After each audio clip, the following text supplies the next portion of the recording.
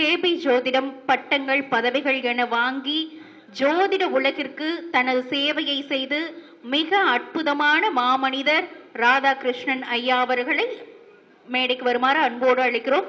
சிறப்புரையாற்ற வருமாறு அன்போடு அழைக்கிறோம்.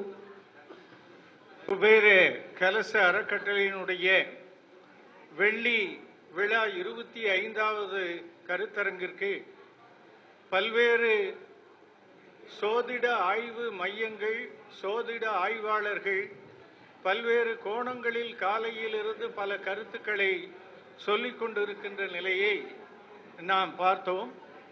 அந்த வகையிலே முதலில் எம்மையும் எம்மை விட்டு இறையும் பிரியாது அம்மையும் அப்பனும் ஆகிய அருட்பெரும் சோதியை வணங்கி நசிகணபதி மசிகணபதி சிங்கணபதி வங்கணபதி யங்கணபதி ரீங்கணபதி ஓம் தத்துவ மசி என்று உச்சிஷ்ட மகா கணபதியை பல கோடி முறை வணங்கி சோதிட துறையிலே இந்த உலகில் நான் உங்கள் முன் நிற்பதற்கு காரணமாக இருந்த நமது கோவிந்த நாயர் ஐயா அவர்களையும் கேபி முறையிலே ஈடு இணையற்ற பல்வேறு பெயர்களை பெறுவதற்கு அடிப்படை காரணமாக இருந்த அன்னூர் எம்பி சண்முகம் ஐயா அவர்கள் KS கிருஷ்ணமூர்த்தியினுடைய நேரடி மாணவர் ஆவார்கள். அவருடைய மாணவர் தான் பெரியோர்களே அடியேன். அப்படிப்பட்ட KS கிருஷ்ணமூர்த்தியினுடைய மாணவர் the author of astro secrets என்று 2 அற்புதமான ஆங்கில ஏடுகளை எழுதியிருக்கிறார்கள். KS கிருஷ்ணமூர்த்தி எவ்வாறெல்லாம் விஞ்ஞான ரீதியாக சோதிடம் கிழக்கு மேற்கு நாடுகளிலே வழங்கி இருக்கிறதோ அதை அப்படியே KS கிருஷ்ணமூர்த்தி ஐயா அவர்கள் எழுதியிருக்கிறார்கள். அதே போன்று அனைவரும் இங்கே ஒரு முறை பார்க்கவும், கேபி முறையின் அதிசயங்களும் அற்புதங்களும் என்ற நூலை KS கிருஷ்ணமூர்த்தியினுடைய பத்ததி MP சண்முகம் ஐயா சொல்லிக் கொடுத்த வழியிலே இது கிட்டத்தட்ட ஒரு 7-8 ஆண்டுகளுக்கு முன்பே, ஏன் 10-15 ஆண்டுகளுக்கு முன்பு நான் எழுதிய நூல். இது பல ஆயிரம் மாணவர்களுடைய பாராட்டை பெற்ற நூல். இதிலே கேபி முறையை ஒருவன் எப்படி கற்றுக்கொள்ள வேண்டும் என்பதற்கு இந்த நூல் மட்டும் உங்களுக்கு உதவி செய்யும் பெரியோர்களே. அப்படிப்பட்ட ஒரு அற்புதமான நூலை என்னுடைய குருநாதர் சொல்லிக் கொடுத்த அந்த குருகுல வழியிலே இந்த உலகத்திற்கு கிருஷ்ணமூர்த்தி பத்ததி முறையிலே நான் சொல்லிய செய்திகள் நடந்த அந்த அற்புதங்களை இந்த நூலிலே வெளியிட்டு இருக்கிறேன். அந்த அற்புதங்களை நீங்கள் அனைவரும் படித்து பயன்பெற வேண்டும் என்ற வேண்டுதலுடன் இந்த நிகழ்வுகளை எல்லாம் நடத்தி கொண்டிருக்கின்ற அத்தனை பெரியோர்களையும் வணங்கி மேடையிலே இந்த கருவூரில் குடிபுகுந்தேன் என்று கண்ணதாசன் சொல்கிறாரே, அப்படிப்பட்ட கருவூர் தேவருடைய அந்த பூமியில் இருந்து நமது ஜெயம் ஐயா அவர்கள் அகத்தியருடைய பேரிலும் நமது டெப்டி கலெக்டர் ரிட்டையர்டு தாசில்தார் ஐயா விநாயகர் பெயரிலே நடத்தி கொண்டிருக்கின்ற அற்புதமான ஐயா அவர்களையும் மேடை இந்த பிளட் சிவகுமார் என்று ஒருவர் அமர்ந்திருக்கிறார். இவர் 20 ஆண்டுகளுக்கு முன்பு என்னுடைய மாணவர் என்று சொல்வதில் நான் மிகவும் மகிழ்ச்சி அடைகிறேன். அதே போல பாலமுருகன் என்ற மாணவர் இங்கே இருக்கிறார். எங்கு சென்றார்? பின்னால் இருக்கார், எல்லாரும் பாருங்க. இந்த பாலமுருகன் நம்முடைய கற்பகம் பல்கலைக்கழகத்தில் என்னுடைய மாணவர். இவர் 20 ஆண்டுகளுக்கு முன்பே என்னிடம் தனியாக கிருஷ்ணமூர்த்தி பத்ததியை வந்து படித்தவர். இந்த குருதி கொடையிலே மிகப்பெரிய இடத்தை தமிழ்நாட்டில் பெற்றிருக்கிறார். அவருக்கு பலத்த கைதட்டலுடன் அவர் ஆற்றுகின்ற சேவைக்கு வழிகாட்டுவதுடன் ஆசானாகிய நான் மதியம் பேசுகிறேன். என்னுடைய மாணவர்கள் தன்னுடைய இன்ஃப்ளூயன்ஸ் இன் அஸ்ட்ராலஜியில் காலையிலேயே சொற்பொழிவு பண்ணி கொண்டார்கள். அவர்களுக்கு வாழ்த்துக்கள். அவர்கள் அவ்வளவு தூரம் அந்த சோதிடத்தை நேசித்து வலம் வந்து கொண்டு இருக்கிறார்கள். இன்று நான் வந்தவுடன் காலையிலிருந்து கவனித்த பொழுது 2 பெரிய ஜாம்பவான்கள் இந்த மண்ணிலே கிருஷ்ணமூர்த்தி பத்ததியை பற்றி சொன்னார்கள். ஒருவர் மதுரை பொன்னையா, இன்னொருவர் இந்த வளர்ராஜன் ஆகியோர். பொன்னையா காலத்திற்கு முன்பே பெரியோர்களை 2001ஆம் ஆண்டில் உலகத்தின் தலைசிறந்த கிருஷ்ணமூர்த்தி பத்ததி ஆய்வாளர் என்ற பட்டம் எனக்கு கொடுக்கப்பட்டது பெரியோர்கள். அப்பவே நான் 5000 மாணவர்களை சொல்லி மாணவர்களை சிவகுமாரை போன்ற மாணவர்களை உருவாக்கி என்பதுதான் நான் பல்கலைக்கழகத்திற்குள் காலடி எடுத்து வைக்கிறேன். அங்கு என்னுடைய ஆழ்ந்த அனுபவத்தை பார்த்த அந்த பல்கலைக்கழகம் என்னை அங்கு உதவி பேராசிரியராக பணியமர்த்தி கொண்டது. அதன் பின்பு தமிழ்நாட்டினுடைய முதல் கிருஷ்ணமூர்த்தி பத்ததியினுடைய முதல் முனைவர் பட்டத்தை நான் பெற்றிருக்கிறேன் பெரியோர்களே. ஆகவே கிருஷ்ணமூர்த்தி பத்ததி என்பதை காலையில் இருவரும் தொட்டி காட்டினார்கள். நானும் தொட்டுத்தான் காட்டுகிறேன். ஆனால் ஒருபடி மேலே சென்று விடலாம். ஒரு பாவகத்தில் ஒரு கோள் நிற்கின்ற பொழுது அந்த கோள் எந்த நட்சத்திரத்தில் நிற்கிறதோ அந்த நட்சத்திரநாதன் எந்த பாவகத்தில் நிற்கிறதோ அதைத்தான் நாம் ஆய்வுக்கு எடுத்துக்கொண்ட கோள் செய்யும் என்பது கிருஷ்ணமூர்த்தி பத்ததியின் அடிப்படை விதி. இது கிருஷ்ணமூர்த்தியால் கண்டுபிடிக்கப்பட்டது அல்ல. இது மேற்கத்திய நாடுகளினுடைய வெஸ்டர்ன் அஸ்ட்ராலஜியினுடைய தாக்கத்தை கே.எஸ். கிருஷ்ணமூர்த்தி அப்படியே எடுத்து தன்னுடைய நூலில் பயன்படுத்துகிறார்.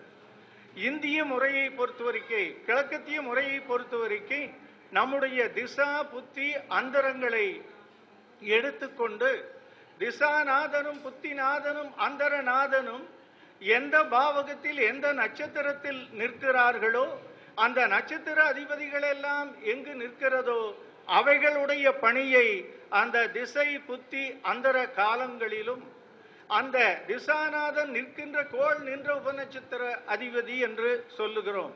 ஆங்கிலத்திலே பிளானட்டரி சப் என்று பயன்படுத்துகிறோம்.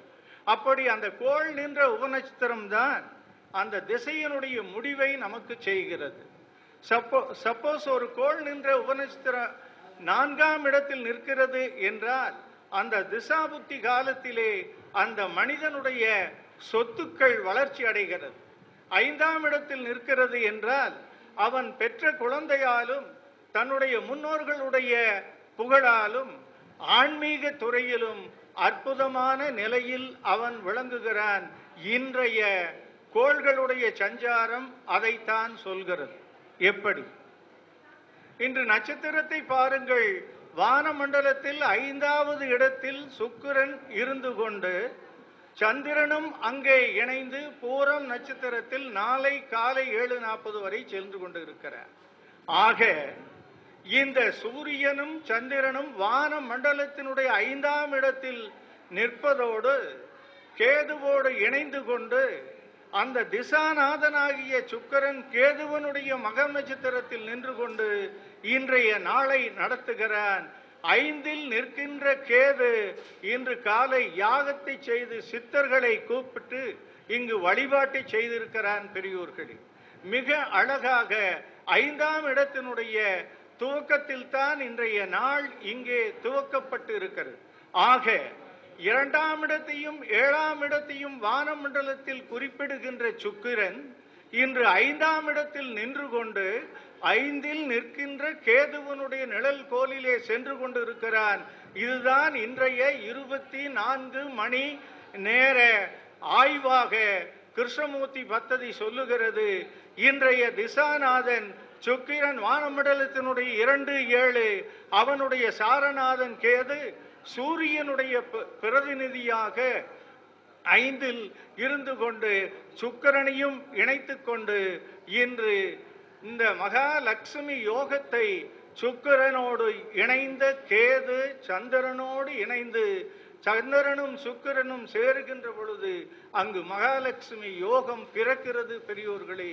இதுதான் நமது வான மண்டலத்தில் இருக்கின்ற ரோகிணி நட்சத்திரத்தின் நிலையாகும் பெரியோர்கள். ரோகிணியானது சுக்கிரன் வீட்டில் இருக்கின்ற சந்திரன்.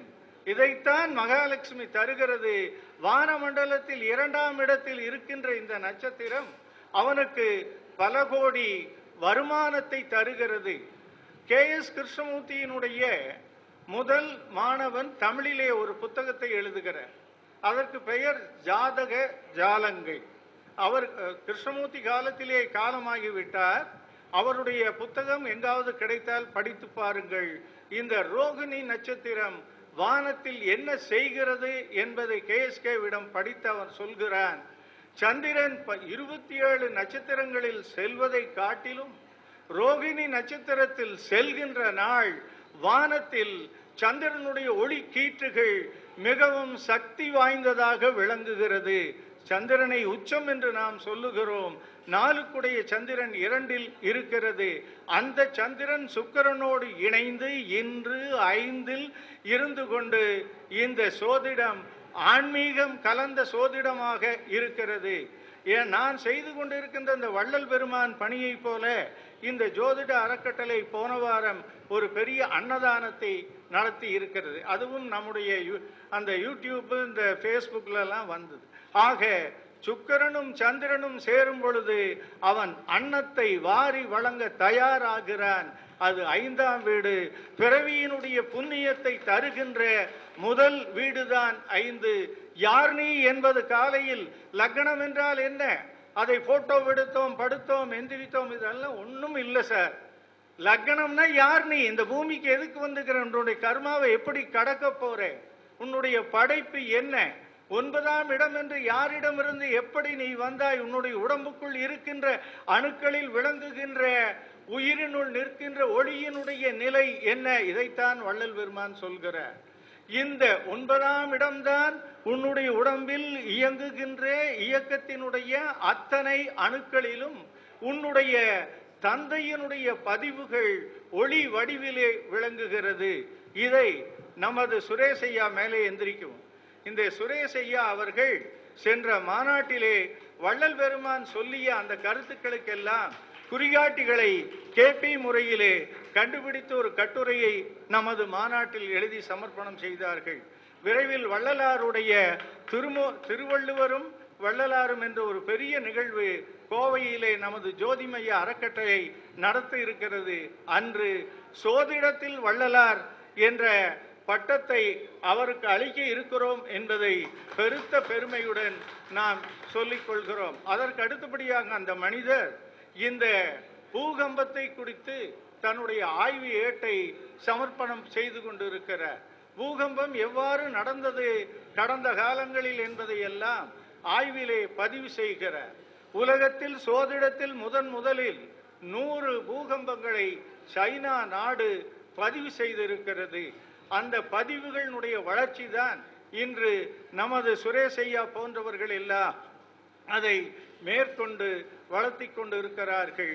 நீ எங்கிருந்து வந்தாயோ அது எங்கிருந்து வந்தது, அதுதான் 5ஆம் இடம். 12 பாவங்களில் உயர்ந்த இடம், நீ மீண்டும் பிறவாத நெருக்கி செல்லுகின்ற இடம். அந்த இடத்தில் தான் இன்று சந்திரன் நிற்கிறது. கேதுவோடு இணைந்து ஞானத்தை சூரியன் வீட்டிலிருந்து அருட்பெரும் ஜோதியை அள்ளி தெளித்து கொண்டிருக்கிறது. 12 பாவகங்களில் உயர்ந்த பாவகமாக நாம் சோதிடத்தில் கருத வேண்டியது 5ஆம் இடம். எத்தனை பரிகாரங்கள், எத்தனை செய்திகள், இதையெல்லாம் தவிர்த்துவிட்டு வள்ளல் பெருமான் சொல்லுகிறார், ஜீவகாருண்யம் ஒன்றுதான் மோட்ச வீட்டின் திறவுகோல். உலகத்தில் உயிர்கள் எங்கெங்கெல்லாம் சிரமப்படுகிறதோ அங்கு சென்று அப்பா நான் வேண்டுதல் கேட்டு அருள் புரிதல் வேண்டும், 6 உயிர்க்கெல்லாம் நான் அன்பு செய்தல் வேண்டும் என்று அன்பை பிற உயிருக்கு எந்தெந்த கோணங்களில் எவ்வாறெல்லாம் செய்கிறீர்களோ அப்படி செய்கின்ற பொழுது உங்கள் உடம்பில் விளங்குகின்ற உயிருக்குள் நிற்கின்ற அணுக்களில் நிற்கின்ற அருட்பெரும் ஜோதி தூய்மை பெறுகிறது. பிறவாத நெறிக்குள் செல்ல இருக்கிறாய் என்பதை வள்ளல் பெருமான் தான் சொல்லி செல்கிறார். அப்படிப்பட்ட இடத்தில் இன்று சந்திரன் சுக்கிரன் கேதுவோடு இணைந்து நமக்கு ஞானத்தை, ஞான யோகத்தை, மகாலட்சுமி யோகத்தை தந்து திருமணம் குறித்த கேள்விகள் தான் இன்று காலையிலிருந்து மாலை வரை சோதிடரிடம் வருபவர்களில் பெரும்பாலானவர்கள் கேட்கின்ற கேள்வி. அடுத்த கேள்வியாக இந்த சுக்கிரன் செல்கிறானே மகம் நட்சத்திரத்தில், அங்கு வயிற்றில் இருக்கின்ற கரு கலைகிறது பெரியோர்களே. அதை கலைக்காமல் இருப்பதற்கு நான் செய்ய வேண்டிய வழி என்ன என்பதை கேதுவை எதிர்த்து சூரியனும் குருவும் சேரும் பொழுதுதான் கே.எஸ். கிருஷ்ணமூர்த்தி சொல்லுகிறார், உயிர் எப்படி உருவாகிறது?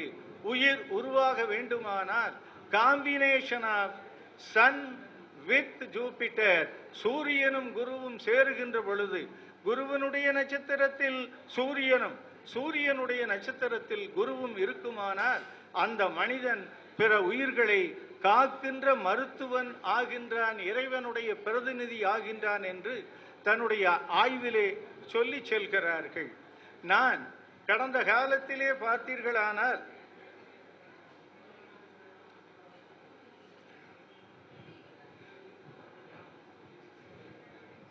28/1/1974 அன்று 23/15 கோயம்புத்தூர்ல பிறந்த ஒரு மனிதனுடைய ஜாதகம் ஆய்வு செய்யப்படுகிறது.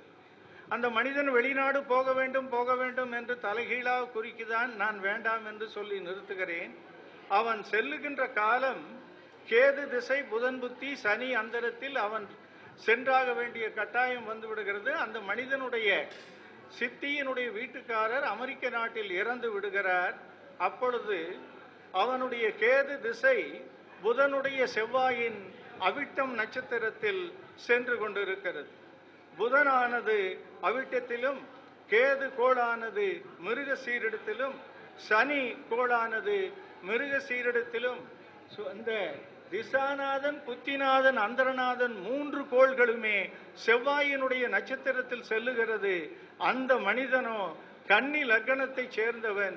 கன்னிக்கு சனியும் செவ்வாயும் தான் மிக கொடிய பாதகத்தை செய்யக்கூடியவர்கள். 6 சனி, 8 செவ்வாய். அதேபோல் கன்னியும் புதனை எடுத்துக்கொண்டால் இவர்கள்தான் அதிக விபத்தை சந்திக்கிறார்கள். இந்த மனிதனை கவனமாக செல், நீ இருக்கின்ற பூமி, நீ இருக்கின்ற பகுதி தீப்பிடிக்கி இருக்கிறது, நீ உயிரோடு தப்பித்து விடுவாய் என்ற செய்தி அவனுக்கு சொல்லப்படுகிறது. அவன் அமெரிக்க நாட்டுக்கு செல்லும் பொழுது தொடர் 2 விமானங்களும் வானத்தில் பழுதடைந்து தப்பி தவறி தொடர் பயணம் வெற்றி பெற்று அவன் கீழே இறங்கி ஒரே 1 வாரம் கழித்து அவன் அமெரிக்காவின் பென்டகனுடைய கட்டடத்துக்கு சில கிலோமீட்டர் தூரத்தில் இருக்கிறான். பென்டகனில் விமானம் மோதி, இந்த பின்லேடனின் விமானம் மோதி பென்டகன் தீப்பிடித்து எரிகிறது. அவன் வீட்டிலிருந்து அந்த அதிசயத்தை பார்த்து எழுதுகிறான், கிருஷ்ணமூர்த்தி பத்ததிக்கு மேல் இந்த உலகத்தில் வேறு சோதிடம் கிடையாது. செப்டம்பர் 21 செவ்வாய் கிழமை அன்றுதான் இந்த தீ விபத்து நடந்திருக்கிறது.